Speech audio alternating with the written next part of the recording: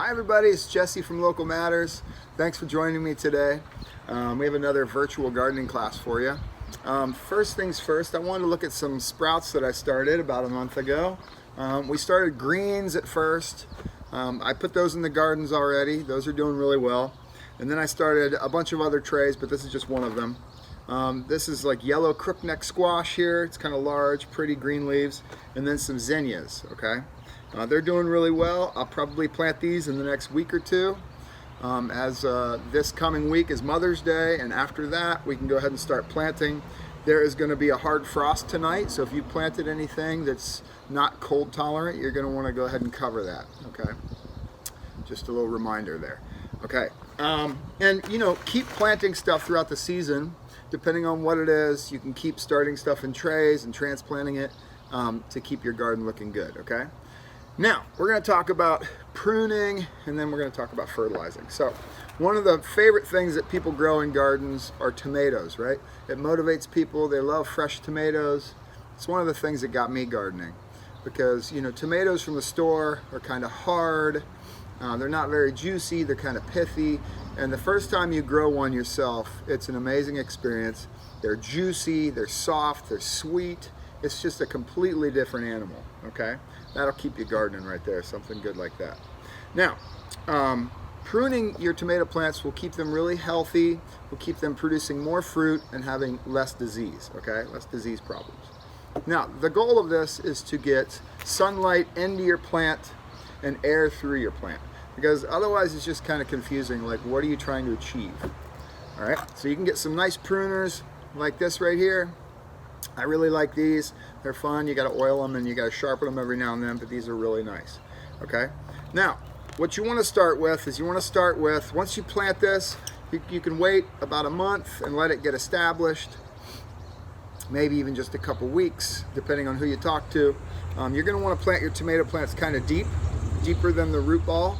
That way they can grow more roots out of the sides, out of the stem. So you want to go ahead and get a really nice root system going to have a healthy plant. And then the first thing you want to do is you want to take off all of the stems, all the branches rather, from the ground all the way up to the first flowering branch, okay, wherever that is, okay? So you can go ahead and do that and take all those off. Don't be afraid. You don't want to take off more than a third of the branches though, so don't make it look like a Charlie Brown Christmas tree. That might hurt your plant. That's what my wife always does. She's a very aggressive pruner. I'm not quite as aggressive. But you know, pruning your plant will help it. The other thing you want to do is you want to get rid of all the suckers, okay? I don't know if you can see on this plant, you have your lead stem, then you have a branch coming off, and then you have a third branch coming off, and that's the sucker, okay? So you have your lead, you have a branch, and then you have a third that comes off like this. Get rid of all of those, all right? And that will really help your plant out quite a bit. Help you to get sunlight in and help you to get air through your plant, okay? Now, fertilizing. Fertilizing is really important. You want to fertilize your plants when you first plant them, and then you know, maybe every month, or like when you harvest the plant, you're going to want to fertilize it then too. I like to use organic fertilizer, but that's really a personal choice. That's up to you. So, you know, one of the things you might want to do is get a soil test from OSU Extension. You can get a hold of them. You can order one if you want to do that, or you can just add a nice general all-around vegetable fertilizer. That's what I do. That's going to have phosphorus in it, potassium, and nitrogen. Okay, phosphorus is really good for root production, helps your roots be really healthy. Potassium helps to regulate water in the plant, and it's good for your overall plant health. And then nitrogen promotes vegetative growth, and if you don't have enough nitrogen, you'll get yellowing leaves, and the plants just won't be as healthy, okay? So we will do some fertilizing. All right, we're gonna do some fertilizing real quickly, just so you can see how to do it. It's super uncomplicated. Don't make it any more complicated than it is.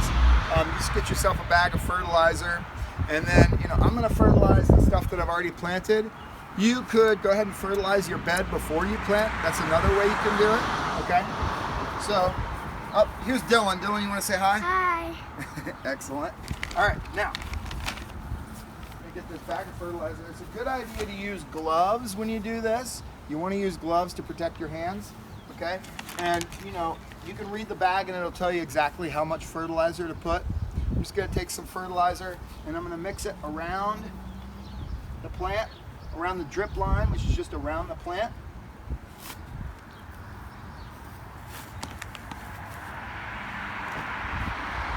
And then Dylan, do you want to mix that into the soil a little bit with that little garden fork? Try not to hit the plants, but just mix it in a little. And then once you water the plants, it'll basically just break down and it'll feed the plants, okay? And again, you just want to pay attention to the bag that you get. It'll tell you exactly when to fertilize, how much to fertilize, so on and so forth. And if you do that, it's going to make your plants, it's going to give your plants all the nutrients they need, and they'll give you more production that way. Okay? All right. Thanks so much, everybody. I hope this was helpful. Happy gardening.